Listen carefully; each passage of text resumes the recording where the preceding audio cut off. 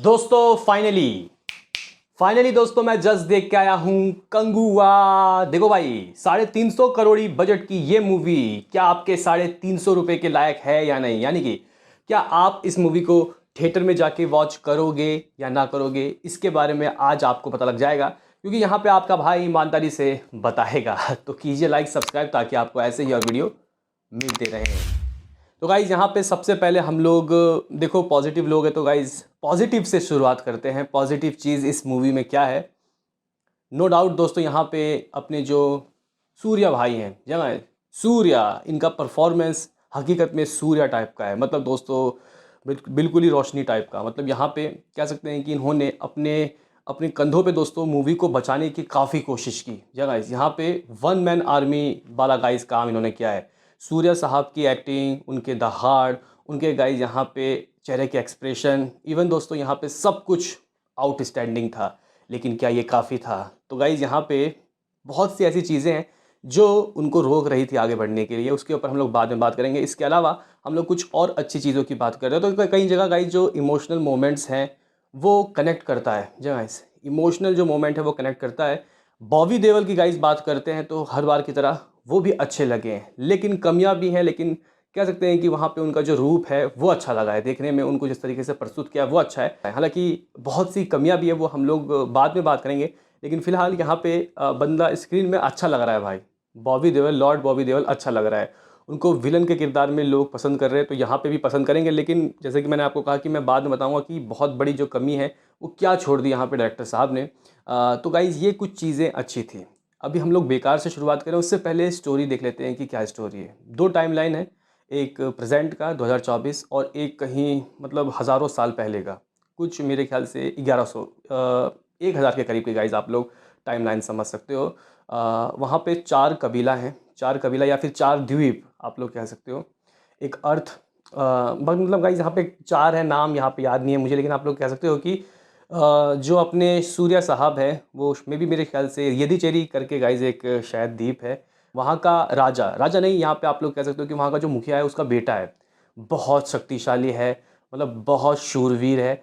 तो गाइज यहाँ पे बेसिकली लड़ाई आप लोग कह सकते हो कि बाहर के आक्रमणकारियों की है। लेकिन इनके बीच ये जो कबीले हैं ये कैसे गाइज लड़ने लगते हैं, और अर्थ जो कबीला है या अर्थ द्वीप, वहाँ का जो गाइज राजा है यानी कि बॉबी देओल, उदीरन नाम है उनका मूवी में, उनका कैसे कंगुआ के गाइस द्वीप पे अटैक होता है, ये सब चीज़ें आपको देखने को मिली, और कैसे ये कहीं ना कहीं एक दुश्मनी में बदल जाता है। स्टोरी बेसिकली दोस्तों यहाँ पे ये है। आप लोगों को ये स्टोरी सुनने के बाद आप लोग बोलोगे यार देवरा जैसा कुछ लग रहा है। अलग है गाइज। लेकिन कहने की बात यहाँ पे ये है कि शुरुआत का अगर आप लोग 15 मिनट देखते हो, वो जो प्रेजेंट का दिखाया जाता है 2024 का, वो चीज़ें देखने के बाद आप लोग बोलोगे कि यार ये क्या कर रहे हैं। सूर्या से इस तरीके का मतलब एक्ट, इस तरीके की चीज़ें एक्सपेक्ट नहीं थी। मतलब बिल्कुल ही मतलब क्रिंज गाइज। मतलब जो अपने अहमद खान, फरहाद सामजी हैं, उनको भी फेल कर दिया वो चीज़ें, वो गाइज डबिंग, मतलब टोटली गाइज हिलेरियस, मतलब बहुत ही बुरा था। लेकिन ठीक है, हम लोग देख रहे थे, हमें वो पुराने ज़माने वाला गाइज चीज़ें देखना था। वो ट्राइबल का, वो गाइज बॉबी देओल के वो, और यहाँ पे सूर्या की वो फाइटिंग देखनी थी, तो हम लोग बैठे हुए थे। तो कहीं न कहीं यहाँ पे गाइज़ एक एक बच्चा है जिसके दिमाग के साथ छेड़खानी की गई है। अब गाइज़ वो बच्चा कौन है, इसको देखने के लिए आपको मूवी देखना पड़ेगा, और हम भी देख रहे थे। दोस्तों वो पुराना जो ट्राइबल के वक़्त का चीज़ें दिखाया जाता है, वहाँ पे मामला एंगेजिंग होता है। जी गाइज़, एंगेजिंग होता है। लेकिन कह सकते हैं कि जो डायरेक्टर साहब है लग रहा है कि गाइज़ वो कुछ अलग ही दिमाग से गाइज़ मूवी बना रहे थे। वो गाइज़ कह सकते हैं कि एक अच्छी परफेक्ट मूवी दोस्तों नहीं बना पाए। यहाँ पे साफ तौर पे आपको कहना चाहता हूँ कि यहाँ पे कई चीज़ें ऐसी हैं जो कि बहुत बुरी है, बहुत बेकार है। एक तो सबसे बड़ी गाइज़ यहाँ पे अभी गलती कर रहे हैं ये लोग, इनकम्प्लीट मूवीज़ बना रहे हैं। भाई आप लोग देवरा को देखो, कितनी इनकम्प्लीट मूवी थी, और वही गलती इस मूवी में भी दोस्तों हुई है। अब कंगुआ के पार्ट 2 का इंतज़ार करो भाई साहब। पार्ट 1 में पहले वो सब चीज़ें तो दिखाओ। पार्ट 1 में पहले आप मतलब कुछ एक्स्ट्रा ऑर्डिनरी चीज़ें तो दिखाओ। ठीक है, यहाँ पे गाइज़ जो पुराने वक़्त का चीज़ें हैं वो काफ़ी एंगेजिंग लग रहा था, ठीक है।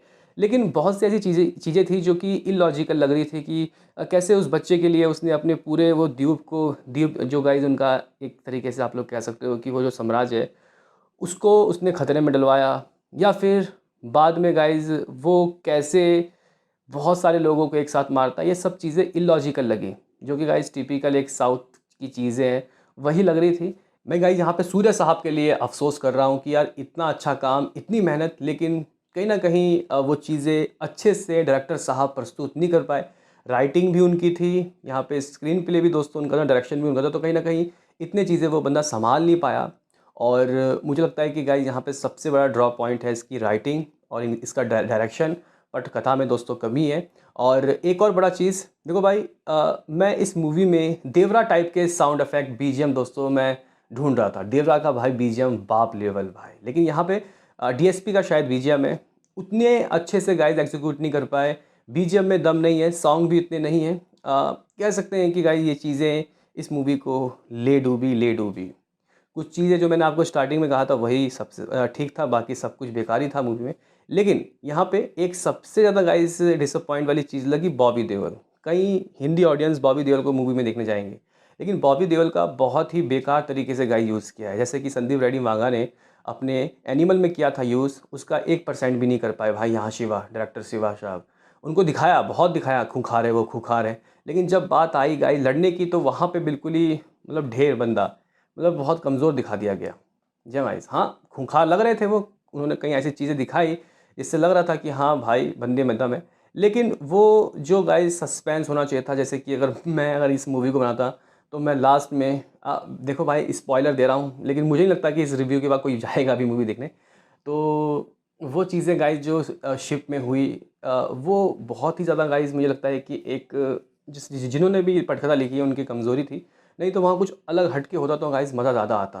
तो यहाँ पे बॉबी देओल का जो जो करैक्टर है उसको वेस्ट कहना पड़ेगा गाइस मुझे। उम्मीदें ज़्यादा अच्छी थी कि यहाँ पे बहुत खुल के आएँगे बॉबी देओल, लेकिन डायरेक्टर साहब ने उन उसको मतलब कह सकते हैं कि दोस्तों बेकारी तरीके से प्रस्तुत किया है। देखने में अच्छे लगते हैं स्क्रीन में।